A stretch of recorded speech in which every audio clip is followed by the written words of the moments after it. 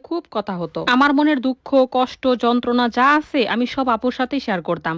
তো একদিন আমার বেস্ট ফ্রেন্ড ঝুমুর আমাকে ফোন করে বলল, রবিন ভাই তোর সাথে দেখা করতে চাচ্ছে। তোর বিয়ে হয়ে গেছে, তাতে কি হয়েছে? সমস্যা নাই, তুই একবার দেখা করে যা। আমার বিয়ের তখন 9 মাস চলে। আমি কোন মুখে তার সামনে গিয়ে দাঁড়াবো এটা ভেবে একদমই আমার মনটা সায় দিচ্ছিল না তার সঙ্গে দেখা করার জন্য। এরপর ঝুমুর আমাকে বলল, জীবনে শেষবারের মতো একটা বার যেন আমি তার সাথে দেখা করি, এরপর উনি আর তোর সামনে কখনোই আসবে না। তো আমি এই ব্যাপারটা আপুর সাথে শেয়ার করি। আপু বলল, আচ্ছা ঠিক আছে, তুই আয়, এসে দেখা করে যা। তো আপু আমাকে নিতে এলো। আমি আপুর সাথে বাবার বাড়িতে গেলাম। ঝুমুরের বাবা মা দুইজনেই চাকরি করে, বাসায় শুধু ও আর ওর একটা ছোট ভাই থাকতো। তারপর আমি ওদের বাসাতেই যাই। রবিন আমার সাথে দেখা করার জন্য ওখানেই আসে। আসার পরে উনি খাটের কোণাতে বসা ছিল, আর আমি গিয়ে দাঁড়াই। আমি যে খাটে বসবো সেই শক্তিটুকু আমি পাচ্ছিলাম না। আমার হাত পা শিথিল হয়ে আসছিল। সে করে কি, খাট থেকে উঠে আমার পায়ের কাছে এসে মাটিতে বসে আমার দুইটা পা জড়িয়ে ধরে চিৎকার করে হাউমাউ করে কান্না করছিল যে, তুমি এটা কেন করলা? তোমার মা আমাকে বলছে, আচ্ছা ঠিক আছে, তুমি অন্তত পক্ষে একটা বার আমাকে কল করে সব বলতা,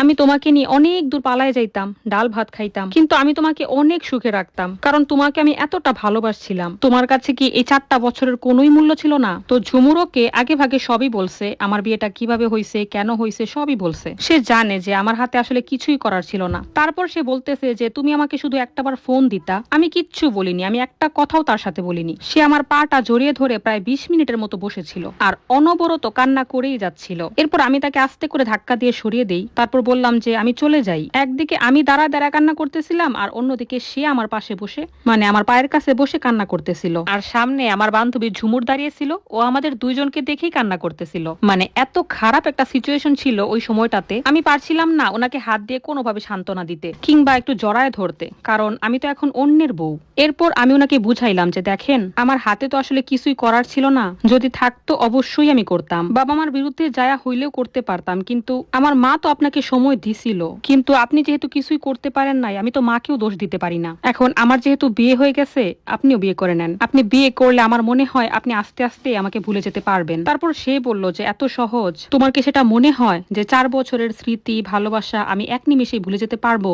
তখন দুইজন কথা বলতে বলতে একটা সময় পরে গিয়ে রবিন খুব রেগে যায় যে, তুই চাইলেই পারতি কিছু একটা করতে, তুই চাস নাই তাই পারস নাই। তুই অবশ্যই পারতি, তুই তোর বাবা মায়ের সম্মানের দিকে তাকাইছ, তুই আমার দিকে তাকাস নাই। তো আমি আর কি বলবো, আমি হা করে শুধু শুনতেছিলাম। সে বলতেছে, আমি শুনতেছি। যখন সে উঠে চলে যাবে তখন সে একটা কথা বলে যায় যে, তুই মরেই যা, তুই যেহেতু আমার হইলেই না, দুনিয়াতে তোর বেঁচে থাকার কোনো দরকার নাই। তুই যেন তোর স্বামী, সংসার আর সন্তান নিয়ে কোনোদিনও সুখী হইতে না পারস। তুই আজ থেকে আমার কাছে মৃত। আমি সারা জীবন কান্না করব এটা ভেবে যে তুই মারা গেছিস, কিন্তু আমি কখনো এটা দেখে বাঁচতে পারবো না যে তুই অন্য কারোর সাথে ভালো আছিস, সুখে আছিস। আল্লাহ যেন তোকে স্বামী, সংসার আর সন্তান নিয়ে কখনোই সুখে থাকার তৌফিক না দেয়। এটা বলে সে ঘর থেকে বের হয়ে যায়। তো আমি মনে মনে ভাবলাম যে রাগের মাথায় আছে, মনের মধ্যে এত কষ্ট, কষ্ট থেকে হয়তো এইভাবে আবল তাবল বলতেছে। আচ্ছা থাক, এটা ভেবে আর আমি তেমন একটা সিরিয়াসলি জিনিসটা নেই নাই। এটাই ছিল আমার সাথে ওর শেষ কথা। তো ও চলে যাওয়ার পরে আমি অনেকক্ষণ কান্না করলাম। কান্না করতে করতে আমার অবস্থা খুবই খারাপ। আমি ওয়াশরুমে গিয়ে একটু ফ্রেশ হলাম, তারপরে বাসায় চলে গেলাম।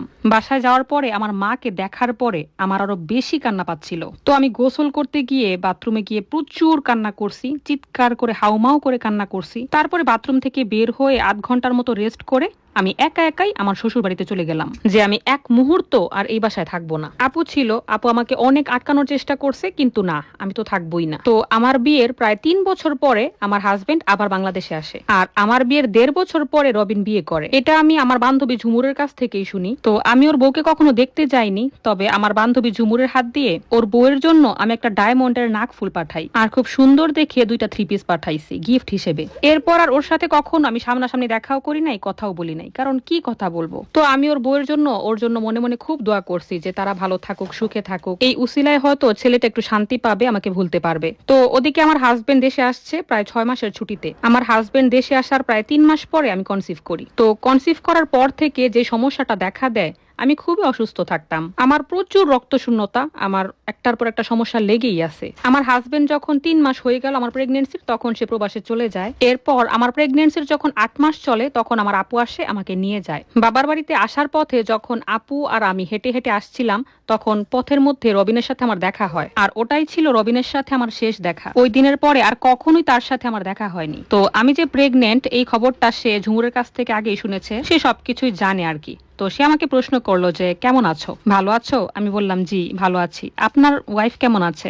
বলে যে হ্যাঁ ভালো আছে, ততদিনে ওনার একটা ছেলে হয়েছে। তো পাশে আপু ছিল, আপুর সামনে অনেক কথা হয়েছে আমাদের মধ্যে। যেহেতু বিয়ের 3 বছর 3.5 বছর হয়ে গেছে, এখন আর আগের মতো ওইসবে মাথা ঘামিয়েও তো লাভ নেই। ওইসব ব্যাপারে আমি আর মাথা ঘামাই না। কিন্তু আমার প্রথম ভালোবাসার যে জায়গাটা, সেই জায়গাটা সে সারা জীবন দখল করে রাখবে। ওর ক্ষেত্রেও হয়তো তাই। তারপর তো সেখান থেকে চলে আসলাম। তারপরে ওইখানে মাত্র 2 দিন থেকে আমি আবারও শ্বশুর বাড়িতে চলে গেলাম। তো আমার যখন ডেলিভারির টাইমটা এগিয়ে আসলো, তখন আপু আর আম্মু গেছে আমাকে নিয়ে আসতে। কিন্তু আমার তো একটা ভেতরে ভেতরে জেদ যে আপু তো থাকবে আপুর শ্বশুর বাড়িতে, আর আমাকে লং টাইম আম্মুর সাথে থাকতে হবে। আমি তো আম্মুকে সহ্যই করতে পারতাম না। আমি সব মিলিয়ে প্রায় 3 বছর 9 মাসের মতো আমার মায়ের সাথে কোনো কথাই বলিনি। আমার মা আমাকে কিছু একটা জিজ্ঞেস করলে আমি অন্যদিকে তাকিয়ে উত্তর দিই, কিন্তু তারপরও মন খুলে কখনো আম্মুর সাথে কথা বলা হয় নাই। আর এর জন্য আমার আম্মু অনেক কান্না করতো। তো আপু আর আম্মু আসার পর আমি জেদ ধরছি যে না আমি যাবো না, আমি এখানেই থাকবো। আর ওই বাড়িতে সমস্ত কিছুর দেখাশোনা যেহেতু আমার যা করতো, উনি মনে মনে ভাবতো যে উনি খুব বুঝদার মানুষ, উনি অনেক বুঝে। আসলে কিন্তু তা না,